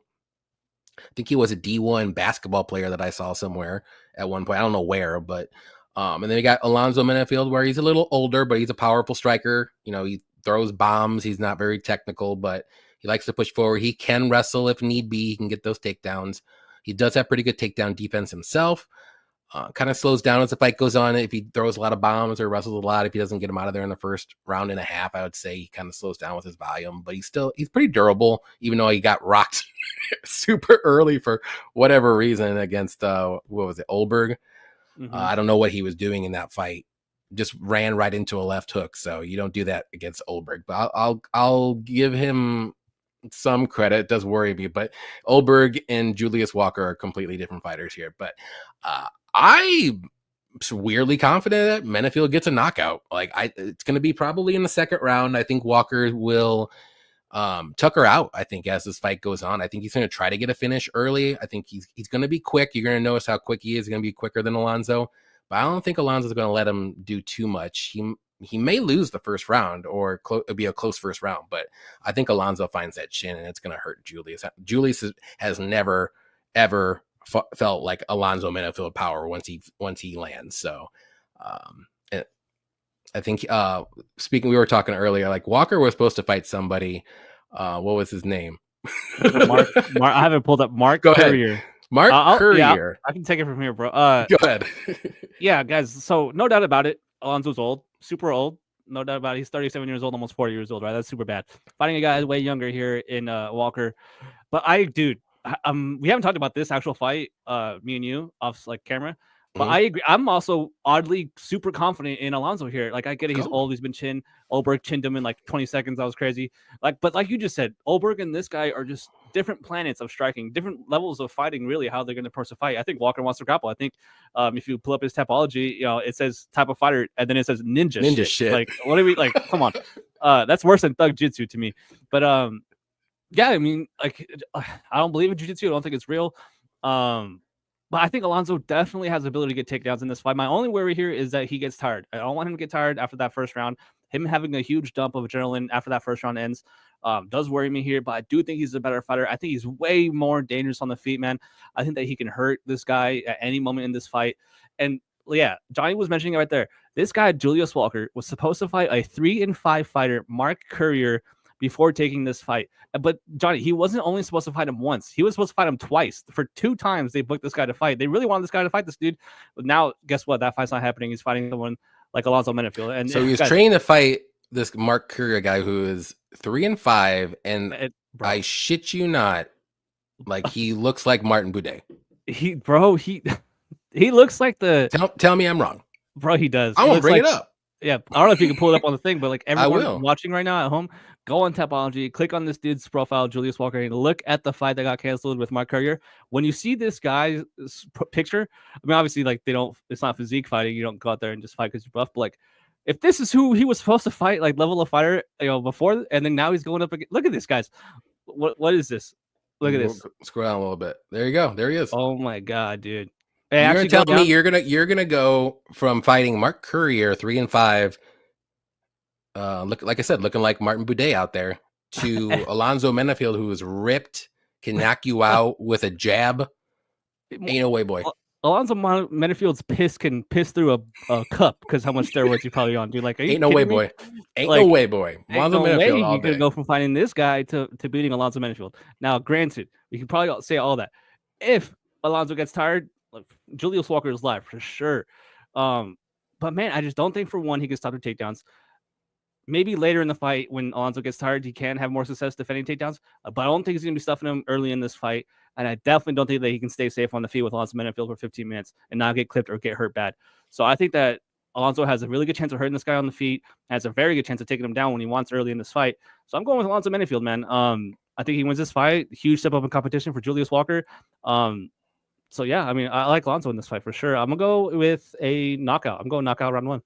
Yeah, I think knockout round 1 or early second round knockout for sure. I just don't. I mean, maybe Walker lands something crazy, maybe a jumping crazy knee or a spinning elbow or something. But yeah, I don't think so.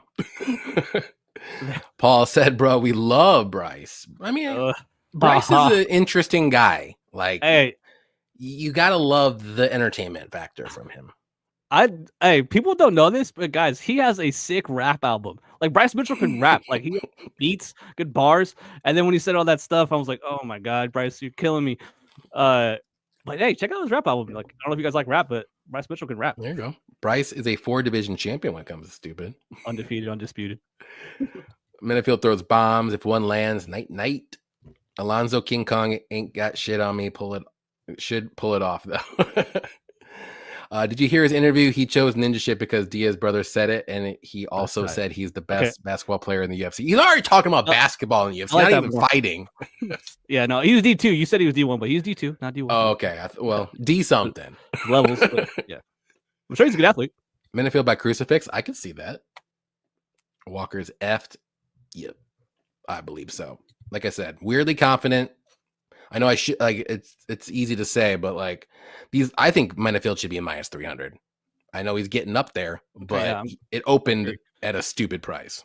I'm honestly kind of surprised he's not, especially with the way this card is kind of laid out, there's other fighters that shouldn't be minus 300. This one should be minus 300 or more. Yeah, I know it's kind of a newer fight for both guys. So it does worry me a little bit on the Menifield side, because maybe Menifield wasn't really training all that much or not enough. But I mean, if he's going to take this fight, you got to think he knows he's going to win this fight. You know what I mean? But another interesting fight, we got Gene Silva versus Melsik Baghdasaryan. Who do you like? Man, I feel like, oh man, I'm real close to picking Melsik in this fight, dude. Listen, Gene's a beast, a monster. Everyone loves him, right? He's knocking out Drew Dober. He's freaking bodying Charles Jourdain. And Weston Wilson, I don't really care about that fight. Weston Wilson sucks balls. But this guy is like the truth, dude. This guy has crazy power, crazy good striking, comes from Fighting Nerds, crazy good scrambles, good fight IQ. I love watching this guy's interviews because, well, not just because, but I remember watching him before the Dober fight, and he basically described how Dober was going to fight him. And then I had picked Dober, and I remember thinking, like, dude, if Gene Silva goes out there and implements this game plan the way he's talking about in this interview, like, I'll respect him a ton. And he sure enough did, man. He worked Dober the whole fight, basically. And then Melsik, dude, has never fought someone that has this type of power. Never, like, on one hand, I think it's a step down in competition for Gene Silva, whereas Melsik is a step up in competition. But when they're striking, man, I do think that Melsik has decent enough striking to at least not just get ran over. I think that he will present problems for Gene Silva. I think that he will have Gene Silva shooting takedowns in this fight.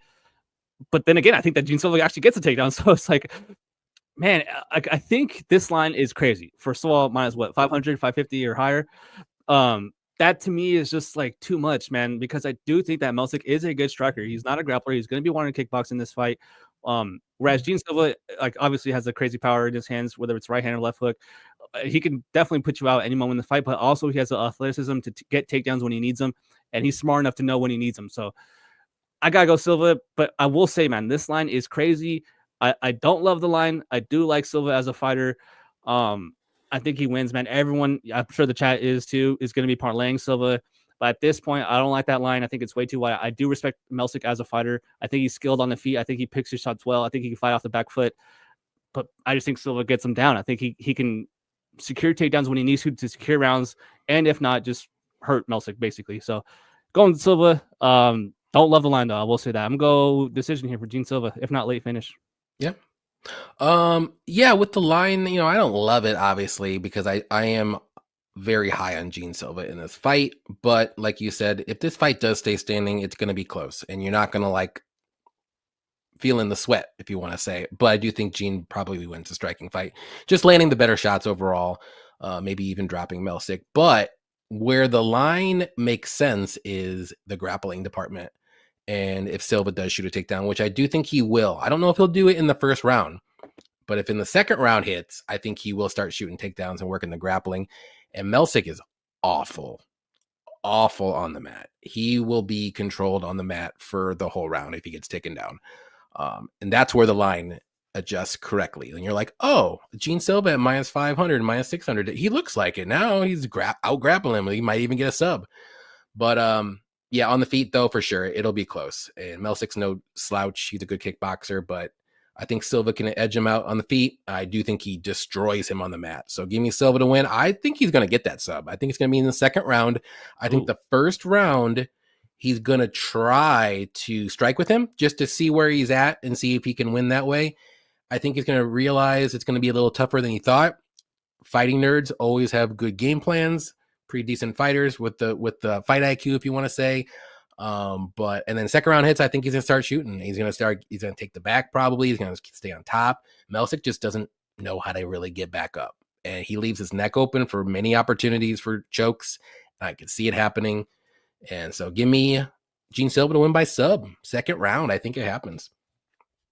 That's a good look. That's a good look, and I agree. Like I just think he's too smart, man. I think he's too smart, too good of a gym. And too good a fight IQ to not realize. But what worries me too with Gene Silva too is he gets in that happy, like, oh, let's touch hands. Let's touch hands. Yeah, like, there's gonna be at least 5 of those in the first round. Him and Rob. But when he starts losing and he's like feeling like he's not winning, I bet you those hand taps won't be happening anymore, and he'll be shooting takedowns. And I think that's what's gonna happen in a second. I agree. He to me, he's like a fighter. You can tell the moment he starts to feel comfortable. You're like, oh, he's screwed. The other guy's screwed. This guy is. Yeah, he's like, I'm just gonna play with him. Yeah, we're good. Yeah, we're good. Don't worry. scary. does play up the crowd. I hate that Rob does that too. I feel like that actually kind of won him the fight against Umar. Yeah. But I also do think that's a credit to their IQ. They know Mm-hmm. to get the crowd on their side. They know to get the crowd to boo when they're getting clinched up against the cage. They know, you know what I mean? Like little things like that. And Gene doing the high fives, like I don't like that. But like you said, if it goes I don't mind it. close, Like it's gonna stop.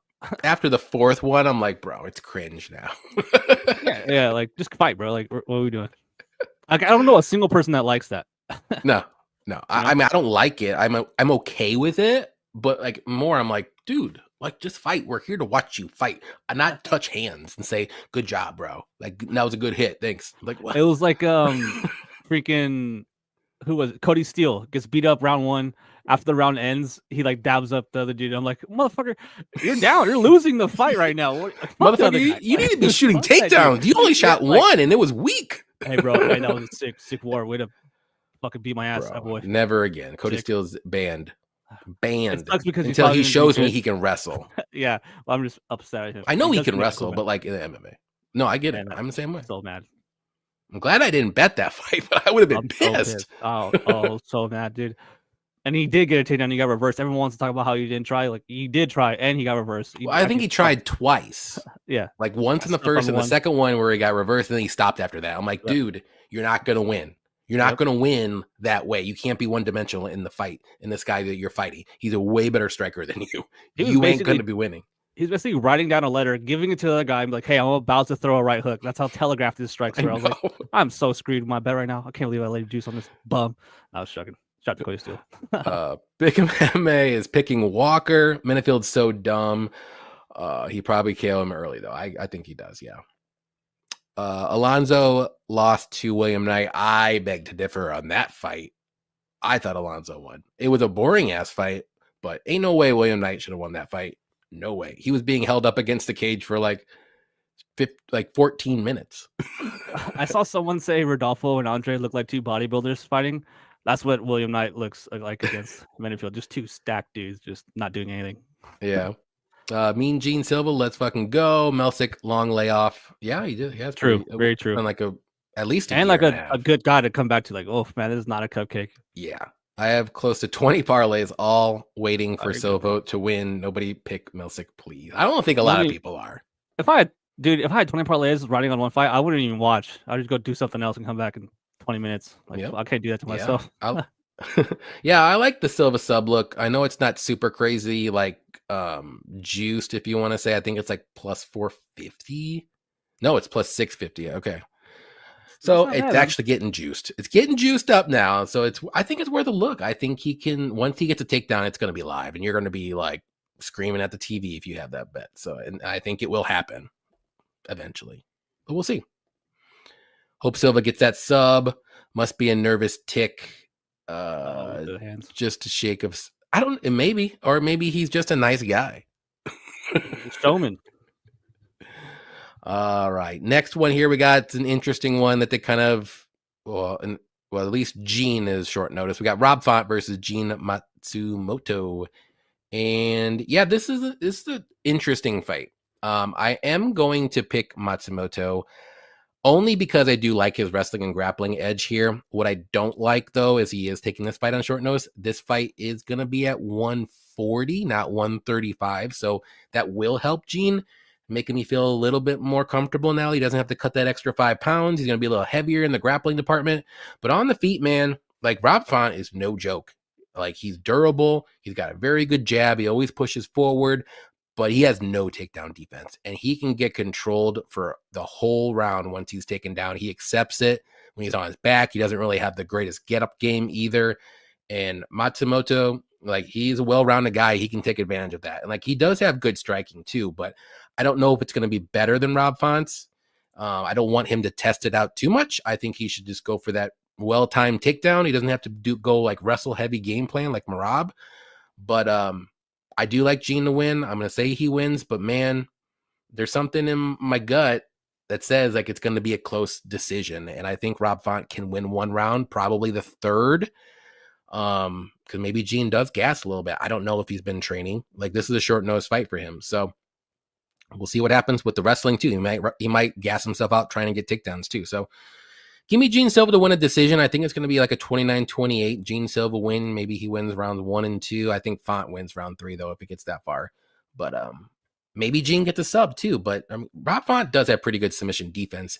He just accepts it. Like he accepts being on the mat and he's okay with it. But he knows to not get subbed. That's his main thing. So, what do you think? Yeah, I'm on Gene as well. The short notice, yeah, definitely worries me. But 37 years old at bantamweight, bro. You won't catch me betting on that. No way. He looked fantastic though against Kyler Phillips. Now Phillips gassed himself out though. Yeah, I think Phillips looked bad. I think he looked bad, and also Font looked good. He definitely turned back the clock that fight. Yeah, but man, just look at the stats. I got him right here. Phillips took him down 4 times. Figgy took him down 4 times. But this one's the worst one. Corey Sandhagen took him down 7 times. I was there. Dude, and Corey Sandhagen had a torn tricep. I don't know if you guys ever torn anything on your arms. We were booing the shit out of that fight. If you get taken down by one guy that has one arm, 7 times, who's up until that point even try to get striker, up. That's the thing. He didn't even try. Font was the one with the torn tricep, not Sandhagen. So that was just a terrible look. But for this fight, I mean, Gene is a good striker. Even if this is a full camp, I would rate his striking basically on the same level as Rob Font. Rob Font obviously is very good boxing. Obviously, he's very good at going to the body. He can mix it up. He is dangerous on the feet. Obviously, that's the area where he's best at, in my opinion. But like you said, he does accept getting on his back. He'll get taken down, and it's not like open mat takedowns or in the clinch. He's throwing punches and getting timed. Guys are going under his shots, and they're getting to his hips, and they're just getting their hands locked, and they're getting on him. I don't like that. I don't like how easy he is to get in distance and takedown distance, I should say, on someone like Rob Font, who you would think would be able to keep you away with that jab. Mm-hmm. I'd like to see him, mix in some knees at some point and just give him something to think about. But I think Gene has him here, man. I think Gene himself can be taken down. I wouldn't be shocked to see Rob Font actually try to take him down in this fight.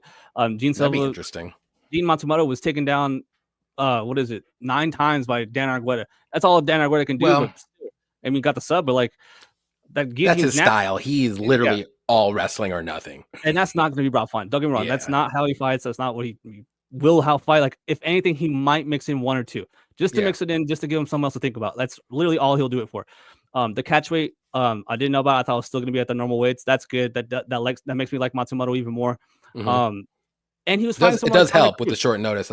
So I'm not so worried about the short notice now. Yeah, it's not that big of a cut on short notice off the couch. But he was fighting Dominic Cruz, who that was going to be a striking fight. That was going to be a 15-minute striking fight to show off for the fans, give them something to cheer about, and hopefully Dom looks good and this and that. And I really doubt that Rob Font was sitting there thinking, Dominic Cruz, I have to worry about his takedowns. I think he was going to try to strike with Dominic Cruz. Oh, yeah. So, I mean, man, Gene would be dumb not to try to shoot takedowns. The short notice does worry me. Maybe he does get tired as the fight goes if he is trying to grapple too much. But even then, man, if he just throws grappling out the window, I still like his striking, with Font here. Mm-hmm. I think he could look good against someone like Font. Here we have another case where a guy has fought way higher level competition, has been losing, granted, to the higher level guys, but that doesn't mean he's a bum. Rob Font's been there with the better guys. He's had a way longer run in the UFC. Man, I just think he's been in too many battles. I think that he's getting up there in age. I know he looked good against Kyler Phillips, but Kyler Phillips, in my opinion, did gas out.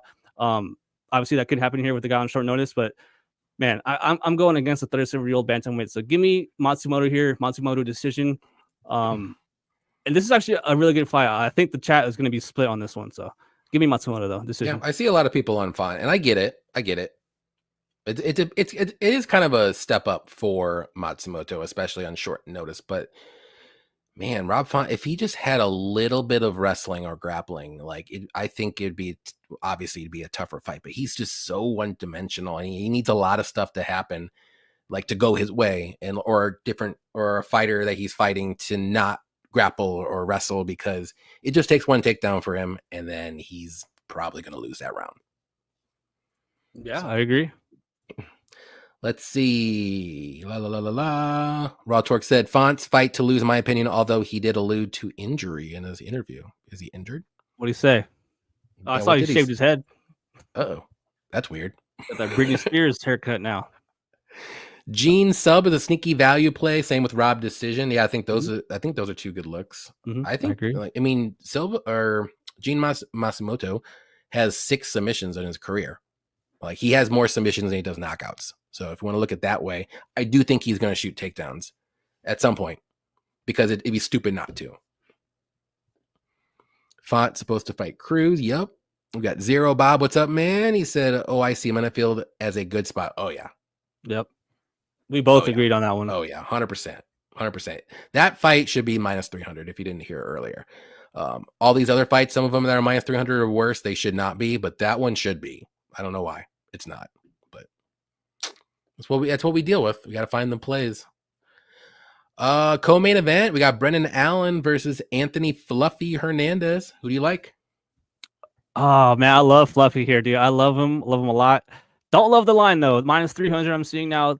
Man, I'm okay with like that. sometimes, because for me, I like to put my bets in like more towards like Thursday, Friday.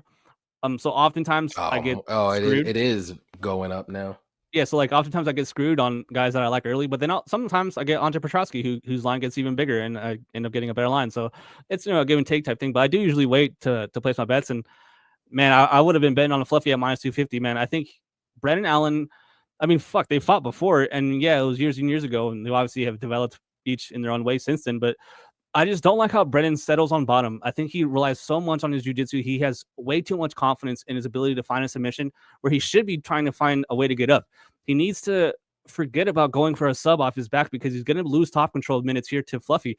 If Fluffy gets him down, which I can pretty much guarantee is going to happen, I just see in my head that Brendan is not going to show urgency to get up. Instead, he's going to be trying to reverse him or try to get him into a spot where he can get a submission from bottom. And in men's MMA, that just doesn't happen.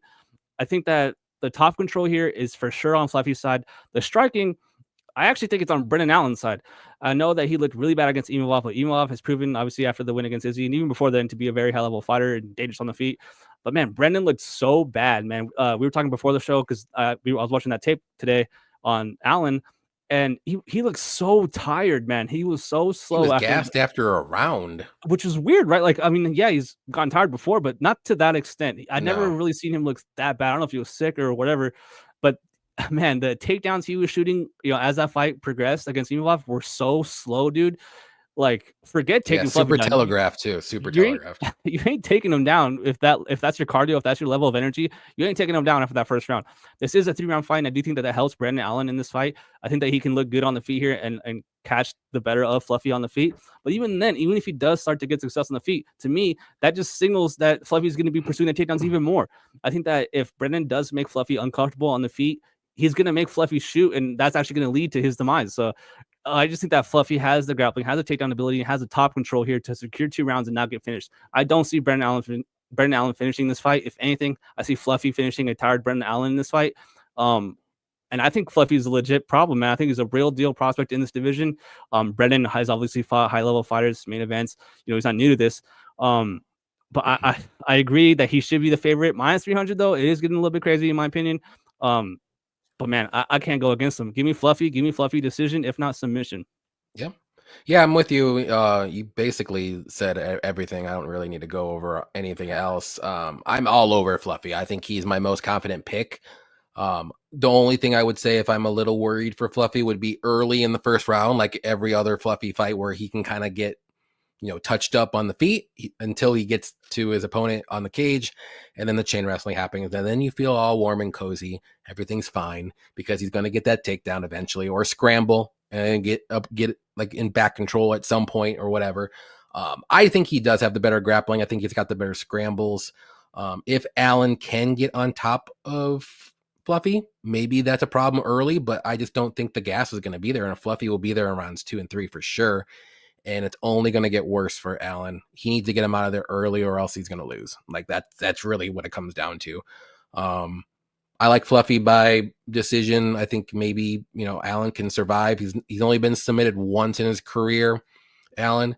So maybe like a ground and pound knockout you can maybe do, because eventually that's what Fluffy did in his last fight. Who he fight? I forgot. I always forget. I know it. Michel Pereira. Like, that fight was crazy. He was just dominating with the wrestling and grappling, and then eventually he's just like, I just got to ground and pound him. I can't submit him, because he tried numerous times to submit Michel Pereira, and he just couldn't do it. So he just went ground and pound route, and then the ref stopped it. I could see something like that happening. So that's a good look. But Fluffy at minus 300 range, I think that's appropriate. I don't think it's fantastic. I don't think it's terrible. I think it's right on par. I think that's where he should be. Yeah, I think he dominates. Like, I mean, fighting someone the is first dangerous. 2 minutes are going to worry me. I mean, bro, but like fighting someone as dangerous as Pereira, literally last fight, I think that's so good for Fluffy, man. Oh yeah, because the danger is not there from Brennan. he did get hurt early, but he survived it. And then you're like, okay, I already knew I lost my bet after that. and it's like the danger from Brennan on the feet isn't like the finishing ability. It's the accumulation. It's the fact that he can win minutes, and take the round. But man, I'm telling you, like we have a guy that gets tired versus a guy that uses his cardio as a weapon against other fighters. So like this is not the guy to get tired against. He's like a snowball going down the hill. Like just gets bigger and bigger and bigger as it goes. And I just don't see him like you just said. Like if he has to look good in that first round. If Allen drops that first round, it's basically no hope for me, right? Or if he doesn't get a finish, like I think he needs a first round finish. I don't think he's going to win rounds 2 and 3. No way. Let's go Fluffy. So, Fluffy will win rounds 2 and 3, and he could get a finish early too. Like he said today, none of that gay shit when he grapples. He's going for action. Did I say that? Oh, Fluffy did. I don't remember saying that. Fluffy was like, "That's why they like me, man. I wrestle." Oh, Fluffy! I thought you said me. I'm like, I didn't say that now. Like, yeah, I remember the interview. Yeah, I see. He did say that. Yeah, I thought it was fine. Pick'em likes Fluffy KO decision. I like that too. I think that's a good look to try to get close to plus money. Sucks it's only 3 rounds. If it was 5 rounds, Fluffy should be minus 700. Yeah, he'd be 500 in this fight. Yeah. May Robs, what's up, man? What's up, guys? Johnny and Effie. I was at the Apex last weekend watching the fights live. That was a great experience. My friend invited me, and of course, plus 770. There you go. Yeah, one of these days, I got to go to the Apex. Yeah, I still haven't been. Just to go. I know it's expensive now, but more down expensive. The street, and I haven't even gone. You need to go, bro. Yeah, that's cool though. Going to cards and then winning money, man, that's the best. I think I'm like 500 in my lifetime. Every time I go, I lose money, so it doesn't. Fluffers, big cage as well. I keep forgetting that the old gloves. Yep, Fluffy's a beast. Are you guys going to preview the Vanderford fight? Yeah, we did earlier. We both were on. What's his name? Nikolai. I can't remember. Austin can wrestle, man. Yeah, like. The way I see it is like I think Austin will look good early, and I think he'll fade, and I think Veretennikov will look good late, like most of the fight, and especially later. So, and I don't trust Austin's chin. I'll be honest, I don't. True. So we'll see. Not touching that fight though. Line sucks, but Fluffy a round 3 decision. Yeah, round 3 decision might be a good look too. He will clinch our booty cheeks, but it's Fluffy by decision. Based Fluffy. Yes. Ulysses, what's up, Ulysses? What about the T-kip to the body for Allen? Yeah, he's gonna need something like that. I think he can land it, but even then, if he throws it, I feel like he needs to do more than one. He needs like multiple ones, but I just don't think it's gonna happen. Like if you catch it, you're on one leg. If he catches that leg, I mean, you're fucked. You're going down. Yeah, you're playing with fire for any kicks with Fluffy. Like you said, though, he does need something. Like he needs something crazy. He needs to hurt him early. To outpoint him. Give him some, at least some respect, if you want to say, like, because Fluffy's gonna come in there and wrestle. He ain't gonna mess around, and then he's gonna own you on the mat. Yeah, he's like a Mexican Russian dude. It's crazy. Yeah, it's crazy. It's insane. You're right. All right, we got the main event. We got Henry Cejudo versus Yadong Song, and I will go first. Man, I think this is a line that I think it's not great. I think it should be closer. The reason why is it's a 5-round fight. Now, if this was a 3-round fight, I think it's appropriate. But I do worry the longer the fight goes, but we all know Henry Cejudo is a very good wrestler. Pretty good takedown defense. His striking is okay. It's not going to be better than Yadong Song. It's not very dangerous on the feet, even though he has some KOs, but those are all a little crazy. But always has a good game plan. He's always a smart fighter, Henry Cejudo. He's pretty durable. Like he's just there. He's going to wrestle you. He's going to try to wrestle you. And I think that's the good style for Yadong Song. Like that's his Yadong Song is a very good striker. He's got good boxing. He's quick hands. He's powerful. When I was watching a little bit more of the tape and looking at his resume, like this guy hasn't really had a lot of finishes as of late. I'm like, I kind of thought he had more finishes than that. I think he's only had like 2 or 3 finishes out of his last 10 fights. Yadong Song. I know he got finished that one time. It was a doctor stoppage, but But for him, just winning, like he hasn't really been finishing a lot of people. But yeah, he's very quick on his feet. He has shown a little bit of wrestling that he can use. He got okay takedown defense. It's pretty good. But I just worry for him, like the longer the fight goes, rounds 4 and 5. And I think Henry Cejudo can get the wrestling going. Like, but again, my pick is gonna be a Dong Song, even though I'm saying it. Like this, if I had to change a pick, I think I might change this one. I just really see Cejudo using that wrestling and not striking with Yadong at all, which I wouldn't. Wearing him down early, and then I think he can cruise to the later rounds. I think he wins rounds 4 and 5. I think Yadong Song needs a finish, whether it's rounds 1, 2, 3. If it gets in the 4th round, I don't think he's going to finish anybody. I think he looked very tired against Yadong did. What fight was it? Against Piotr Jan, the longer the fight goes, and Jan was even getting some takedowns too. So I'm picking Yadong Song. I think it's going to be super close decision though, but I have a weird feeling that Cejudo might pull it off by decision as well. So the overs could be a good look. The point spread for Cejudo, I think, is a very good look. I don't think Yadong Song's going to knock him out. I'd be shocked if he did, but he could, but I'd be shocked. What do you think? If he does, it'd be one of those where like, oh my God, Henry is off a cliff, like out of nowhere. Like, yeah. You know what I mean? It'd be like, what the hell? Like a flash knockout. But man, I think China kills this guy. I think this guy runs right through Kills Henry. him? Yeah, I'm confident in Define kill, like knockout? Decision win. Okay. He's in a 50-45 Cejudo? Yeah, no. I'm joking. Like, I think he wins, man. I think he's the side in this fight. But, credit to Cejudo, man. This guy's a legend of the game, right? Been around forever. Youngest Olympic champion in any country's history. Forget USA, around the world. No guy has ever won gold medals in the Olympics in wrestling and being younger than him. I think he was like 18 years old. That's insane. Respect to him. I think Song actually posted a picture today of it was like Henry winning gold in Beijing, yeah. And then Song's like outside, like signing tickets or something. But like whatever, the guy's been a high level athlete for years now. Well, I think that hurts him, man. I think he has way too many miles on his body at this point. I think that there are two different level of athletes. I think that the superior physical athlete in this fight is Song Yadong. I think he's way faster. I think he's way stronger. I think he's able to defend the takedowns here from Henry Cejudo. Henry Cejudo would love to shoot from the open mat, and he gets stuffed quite often, man. A lot of those initial takedowns now recently are getting stuffed.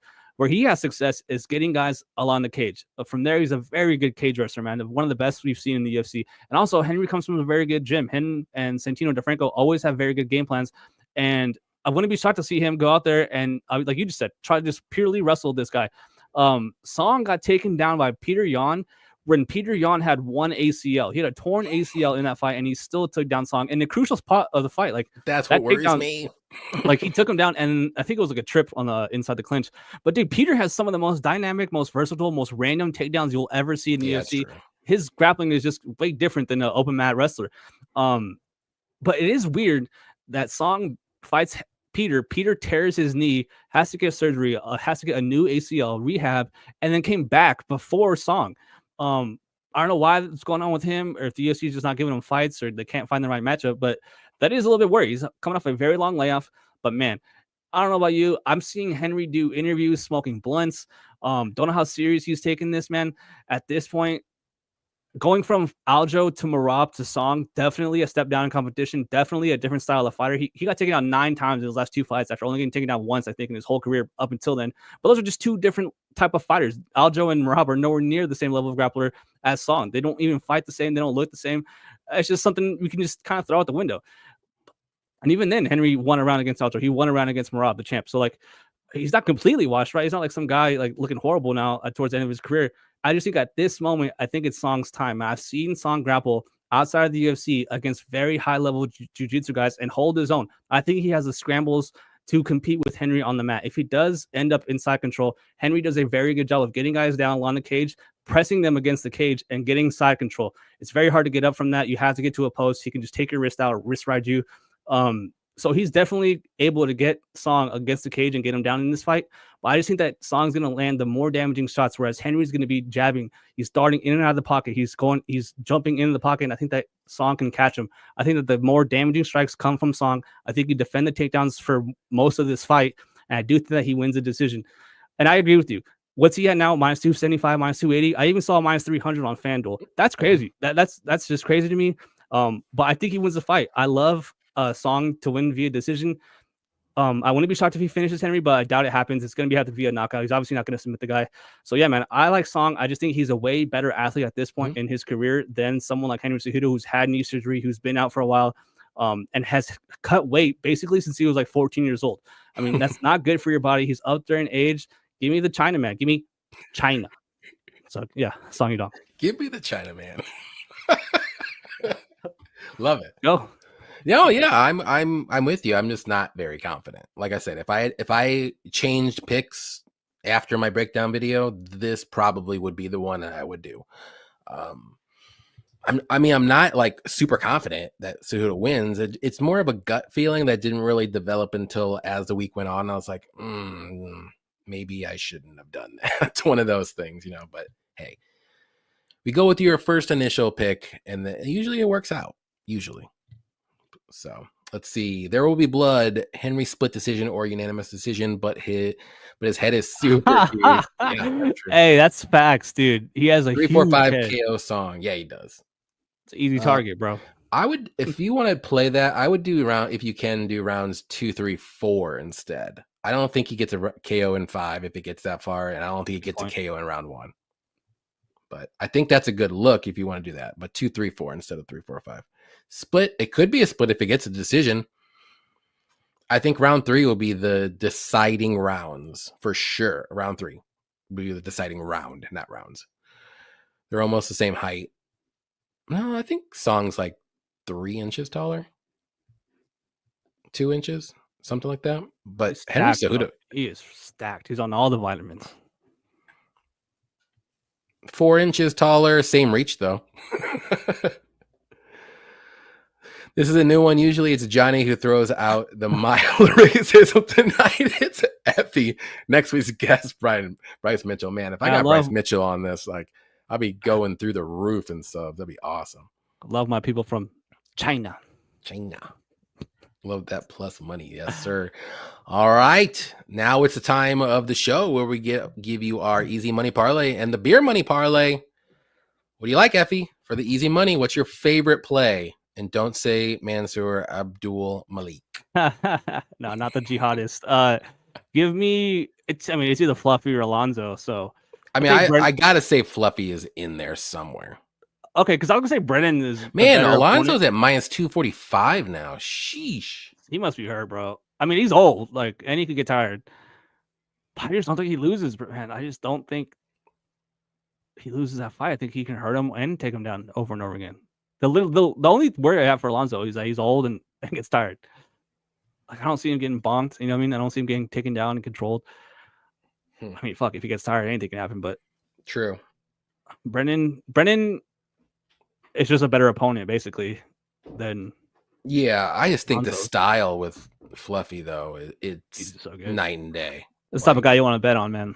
Yeah, essentially. And same thing with Alonzo. Like he's fighting a newcomer. I'm trying to think of something else. Do you like any overs? Like, I'm trying to think of. I mean, the Fili fight should go over, but he's also pretty not reliable with his durability. True. I don't see him finishing Costa. Yeah. I mean, I think the first fight has a good chance of getting out over 1.5, but I mean, Rafael does minus 130.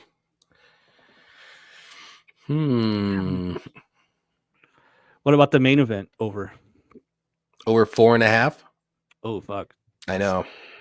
Kind of scary. Let me see something.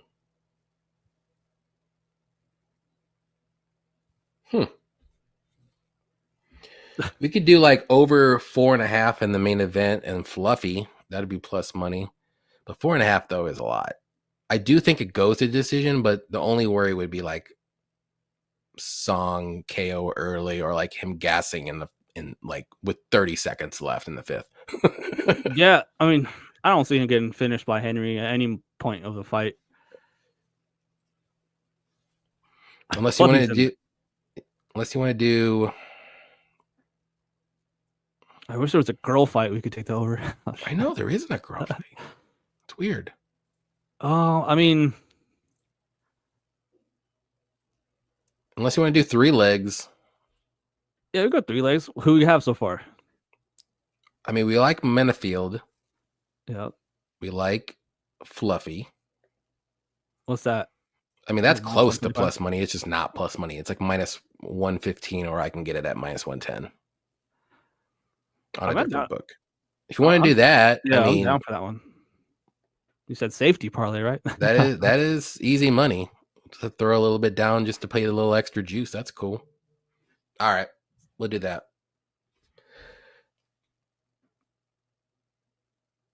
Let me look at to see what the odds are, though, just to be safe. I think it's like minus 109, at least on Bet365. They usually have a little bit better odds. Yeah, I'm reading the chat, and Zero Bob says Font could be a good dog in Cutelaba. I agree, man. Yeah, I think there's I could see it. Man.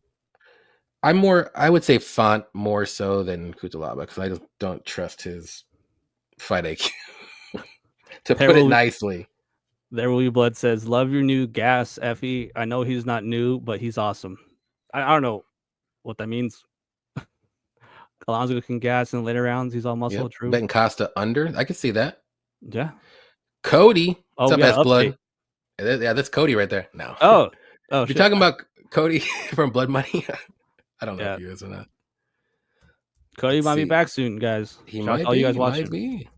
He might be. We'll see. Make sure you stick around, and later on. Yeah. When he comes back, you shouldn't even say there's a guest. He should be there. Cody's back. So I know it's not plus money, but I really think it hits. So just throw a little extra money on it, and you'll be good. Fluffy, money line, Menifield, money line, minus 109 or so, wherever your book is at. So if you're going to throw 2 units on it, throw 2.5 units on it. There you go. All right. Now we got to do the beer money. What's something you like? Something crazy. I'm going to tell you, there's a couple sub props that I'm looking at that I think can happen. We were talking about it. They got the Silva sub prop. I think Costa by sub is an option. I think like Matsumoto by sub is an option. I think Silva sub, if we're talking beer money, I think that's pretty good. We need one more play, though. That's plus 650. We don't need anything super crazy because this is the super crazy one. But plus money, though. Okay. If you like the Silva sub prop. Oh, man. What about... Dang it. I'm trying to think of what... I'm trying to think of like a round 1 or 2. Yeah, I was thinking like Abdul-Malik. Yeah. Round 1 KO, but that's only minus 115. But I don't know if you want to just do round 1 KO. It's pretty specific for not really a great price. Yeah, that would suck. I think round 2 would be actually... We need kind of a safer plus money. I mean, it could be round 2. What about Aslan Ebo by KO? What's that? If we do that together, it's plus 1,300. And I mean, it's not that bad. Yeah, he can knock out Cutelaba. Cutelaba wrestles, though, like the second he's on his back, I'm like, well, he's not knocking him out. What do you think of Anthony? I know we did Fluffy, but what do you think about Fluffy minus 3.5? He needs 1 30-27 or win by a finish. All he needs is 1 30-27? Yeah. Yeah, let's see that if it goes to decision. You like that? Yeah, because he can finish him too, right? Yeah.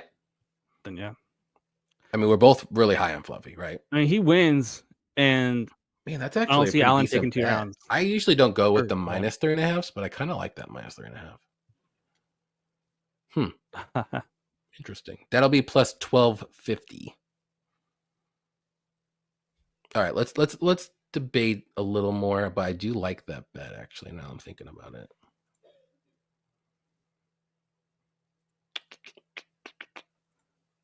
I mean, unless you want to do Abdul-Malik.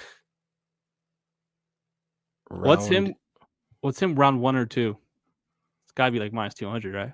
Yeah, let me look though. Minus 350. Holy crap! Nope. Nope. Unless you want to do that for like the easy money parlay and then swap out Menifield with something else. But then the odds would be worse, right? Well, we do a 3-legger. We do Fluffy, Malik 1-2, and something else. Something safe, like I don't know. But we'll leave it. We'll leave it. We already got it. We're good. All right, cool. Malik round 2 plus 380. I think that's not crazy. Oh fuck, he's probably does finish him in round 1. I was gonna say he probably does finish. They're pricing it though, like yeah. Damn. I mean, I do like the Modestus over 1.5. Yeah, I mean, we could do that. I'm okay with that. It'd be plus 1225. All right. Man, we'll be sweating that 7.5 minutes. And then if we lose, it's like we just lost on the first fight. Yeah, that's true. What about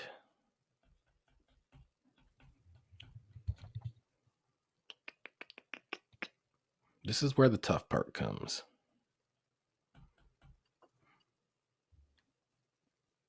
I mean, I like Fili decision too, but you are on the other side, huh? Never mind. Yeah. I don't trust that chin, man. But Song Moneyline will hedge out if it gets that far.